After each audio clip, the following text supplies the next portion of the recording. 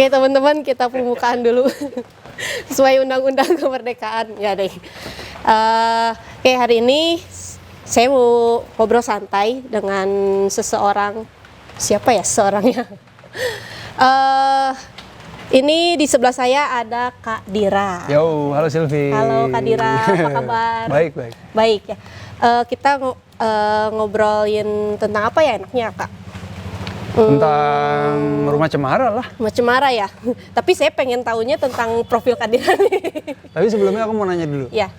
Kenapa di Rumah Cemara nggak ada pohon cemara? Kenapa di Rumah Cemara nggak ada pohon cemara? Karena karena tidak selalu pohon cemara apa ya? Ada di rumah. Ada di rumah. Gimana? Ya. Oke, Kak Dira nih. Saya boleh tahu nggak kegiatan sehari-hari Kak Dira apa ya? Kalau sehari-hari ya sebenarnya kan sekarang di LGN digerakan. LGN itu apa ya? LGN itu gerakan kan untuk gerakan untuk memanfaatkan ganja lah di Indonesia kan. Oke. Nah, gerakan ini kita punya perusahaan, kita punya yayasan.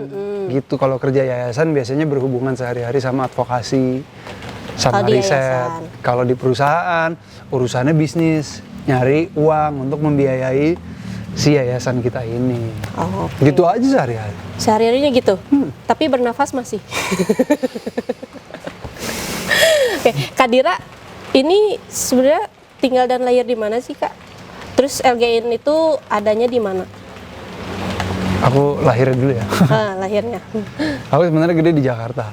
Jakarta. Aku gede lahir di Jakarta, sekolah di Jakarta sampai kuliah. Kuliah juga di Jakarta. Di Depok ya, Jakarta juga sih, masukkan Jabodetabek. Di mana sih kuliahnya kalau boleh tahu Kak? Aku kuliah di UI. Di UI, Psikologi jurusan Depok, psikologi. Oke. Udah. Terus kalau sekarang udah tempat tinggalku keluar dikit dari Jakarta, aku di Tangerang Selatan. Di Tangerang Selatan. Ya. Hobinya apa Kak? Hobiku? Apa ya? Masak. Nah, hobiku ya? Renang. Olahraga sih. Olahraga apa tuh? Ya. Boxing. Sekarang aku lagi suka ini, lari. Apa? Lari. Lari. Ya. Lari-lari di kenyataan. Enggak, lari beneran. Lari beneran. Jogging. Kali lari di kenyataan. Oke, Kak Dira. Kan kalau nggak salah Kak Dira tuh bikin ini ya, buku ya. Nulis buku juga. Itu bukunya tentang apa sih Kak? Kalau boleh tahu. Tentang ganja lah. Tentang ganja. Ya. Apa sih yang ditulis di bukunya, misalnya ganjanya? Ya tahu tentang ganja, tapi apa gitu yang dibahasnya? Ya pengetahuan umum lah. Pengetahuan umum tentang ganja. Umum lah, kayak dulu kita misalnya belajar soal sejarah, sejarahnya ganja kayak apa, soal bahasa, soal manfaatnya, ya kan? Terus soal pengembangan pengetahuan terbaru. Tapi itu kan buku 10 tahun lalu. Oh gitu. Tahun 2011. Udah lama ya? Udah lama banget. Ya. Kalau boleh tahu, apa sih yang bikin Kak Dira begitu tertariknya sama ganja? Sama ganja? Apa ya?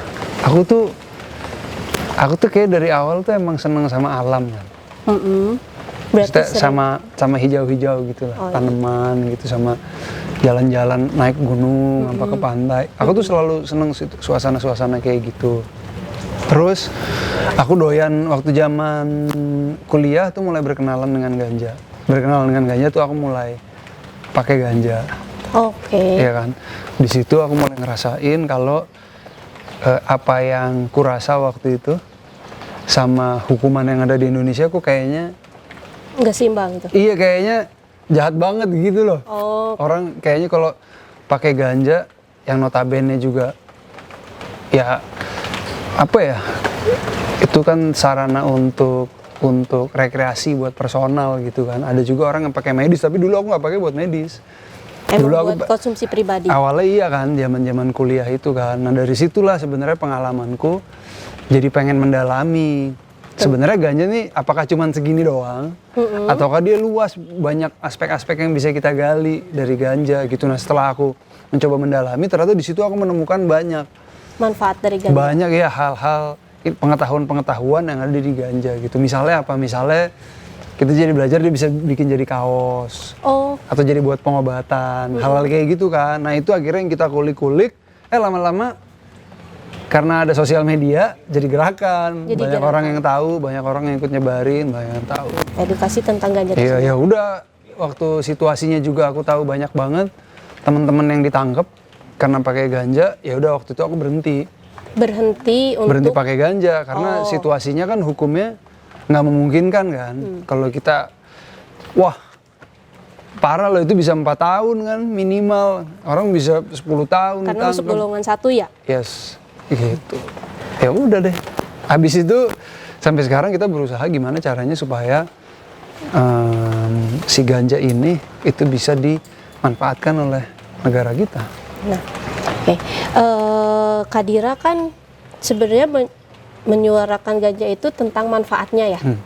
Nah, ada nggak sih Kak ketakutan tersendiri dari Kak Dira? Adalah. Takut ditangkap atau misalkan kayak di stigma sama orang-orang? Takut lah, apalagi sekarang udah berkeluarga kan. Walaupun apa ya, kalaupun itu resiko ya. Ditangkap itu kan resiko kan di dalam perjuangan kan. Dan kalau aku lihat-lihat cerita orang-orang atau nenek moyang kita yang perang gitu, zaman dulu ya kadang-kadang mereka perang ada yang ditangkap, ada yang perang nggak pulang, ya kan, mati di tengah jalan, ada juga yang selamat dan lain-lain, itu kan bagian dari perjalanan kan. Jadi dan karena sekarang keluarga aku juga udah 100% mendukung, ya udah aku jalanin aja. Tapi kalau pertanyaannya takut, aku takut lah kalau harus tiba-tiba ya kan berurusan dengan hukum apalagi. Paling malas karena hukum di sini urusannya duit gitu. Aku nggak ada duit.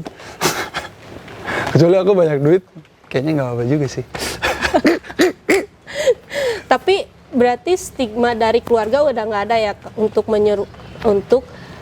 sekarang udah enggak lah. Kan aku udah 10 tahun. Udah 10 tahun ya bergerak. Iya. Kak Dira kan pas waktu kuliah kan, kalau sampai sekarang masih tetap pakai ganja atau gimana? Ya, di Amerika pakai. Di Amerika pakai. Iya, waktu ke Amerika pakai, waktu ke Belanda pakai. Untuk Indonesia? Di Indonesia barangnya jelek. Ya, tapi kalau kan? Barangnya jelek kecuali ada barang bagus ya. Gitu. Kalau ada barang bagus? Iya, kalau ditanamnya bener, ya kan. Kayak sekarang kan, aku tuh concern banget sama masalah lingkungan kan. Jadi aku tuh suka banget kayak makanan kita tahu asal dari mana, apa yang kita konsumsi, bla bla bla gitu. Ganja di sini nggak jelas. Siapa tahu itu bukan ganja ternyata yang dijual di pasar bebas. Kita nggak tahu. Orang mau neliti aja yang kan nggak boleh. Tanaman yang serupa dengan ganja? Ya banyak lah. Oh. Tanaman-tanaman yang bisa meningkatkan kesadaran kan banyak sekali. Kalau aku kasih tahu nanti takutnya orang-orang pada coba. Jangan ya. Jadi jangan ya. Kan tadi takut ya. Iya. Untuk apa? Ditangkap tuh. Nah, kenapa sih Kak Dira sampai saat ini masih tetap menyuarakan tentang ganja? Takut tapi masih tetap ya. Ya karena rasa takut itu tuh sering banget hilang dan terlupakan. Ya kan? Karena aku banyak berhubungan sama orang-orang di Indonesia tuh yang butuh ganja, terutama buat pengobatan gitu. Jadi kalau ngelihat orang-orang itu tuh kayaknya ya udahlah, takutnya nanti dulu deh.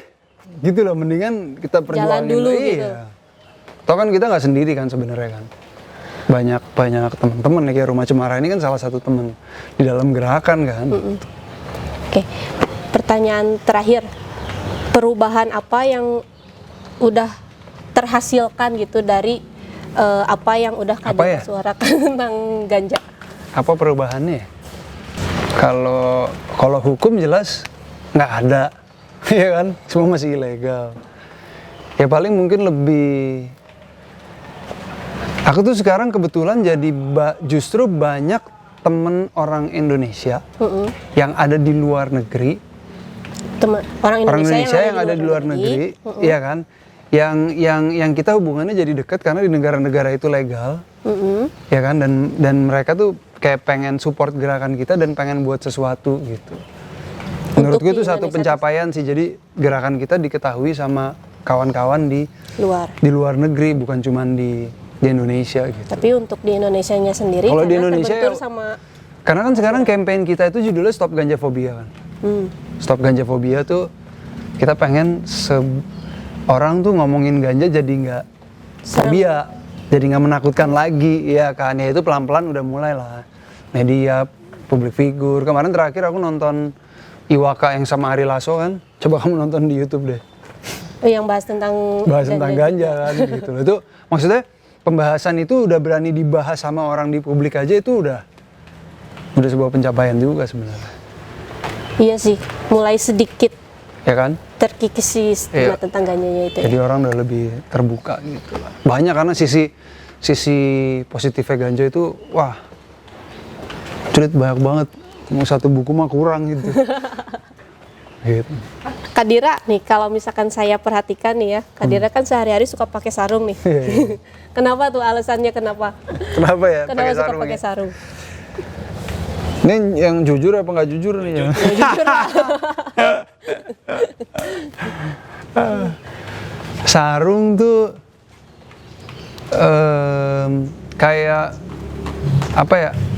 Aku ingin menunjukkan sisi tradisi sih. Tradisi. Iya. Dari diriku gitu. Oh.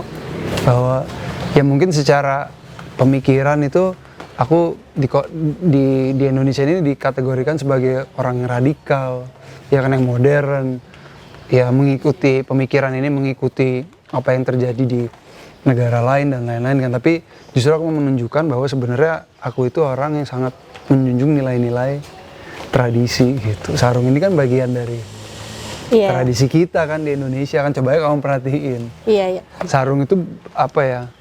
Identitas kita gitu. Nah itulah yang aku mau sharing. Jadi bukan karena nggak suka pakai celana atau nggak ada celana di rumah ya? Punya celana. Di dalamnya juga ada celana. Ya? Dipakai celana. Percaya nggak? Percaya, udah percaya. Nggak usah ditunjukin. Gitu. Oke, Kak Dira, makasih banyak untuk perbincangan hari ini. Sama-sama. Teman-teman, terima kasih. Dah. Dadah.